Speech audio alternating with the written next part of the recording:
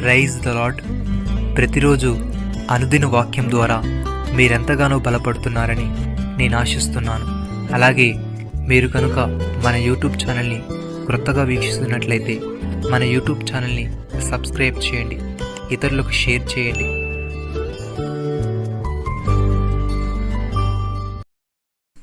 భక్తిహీనులు తమ మార్గమును విడువవలను, దుష్టులు తమ తలంపులను మానవలను.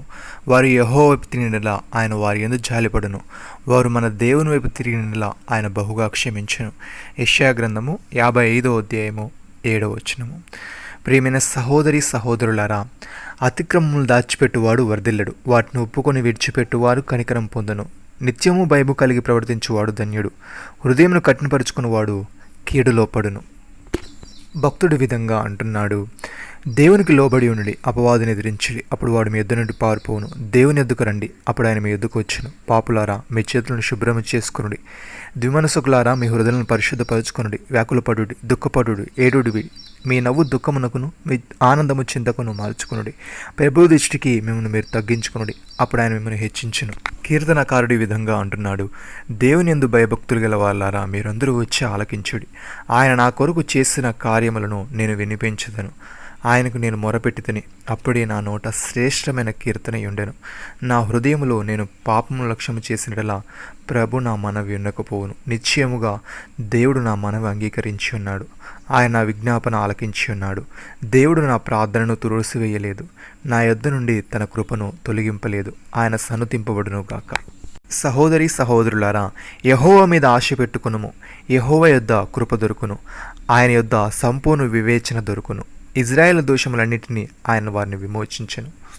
భక్తుడి విధంగా అంటున్నాడు, మన ప్రభు యొక్క కృపయు క్రీస్తు యేసునందు విశ్వాసమును ప్రేమయు అత్యధికముగా విస్తరించెను. పాపలను రక్షించుటకు క్రీస్తు యేసు లోకమునకు వచ్చిన వాక్యము నమ్మదగినదియు పూర్ణ అంగీకారమునకు యోగ్యమైనదై ఉన్నది. అట్టి వారిలో నేను ప్రధానుడను.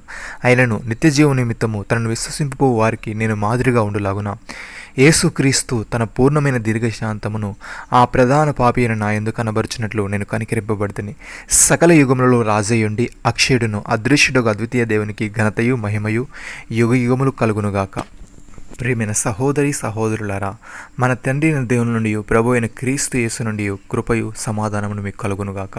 మన ప్రభు అయిన యేసుక్రీస్తు యొక్క తండ్రి దేవుడు స్తుతింపబడునుగాక.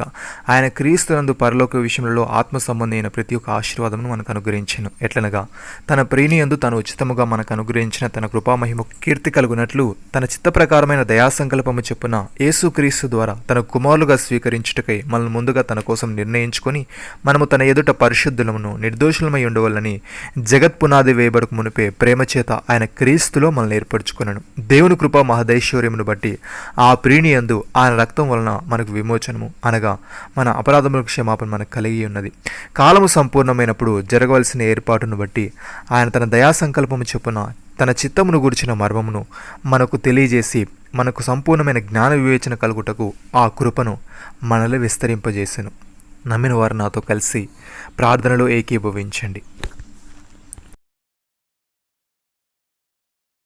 మమ్మల్ని మికిలిగా ప్రేమిస్తున్న మా ప్రియ పరలోకపు తండ్రి, మీరు మాకు ఇచ్చిన వాగ్దానమును బట్టి మీకు స్తోత్రములు. దేవా, మేము అతిక్రమములు దాచిపెట్టక వాటిని ఒప్పుకొని విడిచిపెట్టే వారముగా నిత్యము భయము కలిగి ప్రవర్తించే వారముగా ఉండుటకు సహాయము దయచేయమని మేము మొరపెట్టగా ఆలకించి మా ప్రార్థనను త్రోసివేయక నీ కృపను తొలగింపక మా దోషములన్నింటిలో నుండి మమ్మల్ని విడిపించి విమోచించమని నీ దయా సంకల్పము చెప్పున నీ చిత్తమును గురించిన మర్మమును మాకు తెలియజేసి మాకు సంపూర్ణమైన జ్ఞాన వివేచన కలుగుటకు నీ కృపను మా ఎడల విస్తరింపజేయమని మీరు మాకు ఇచ్చిన గొప్ప రక్షణ భాగ్యమును బట్టి మీకు వందనాలు చెల్లిస్తూ ప్రభువైన యేసు క్రీస్తు నామములో ప్రార్థిస్తున్నాము తండ్రి.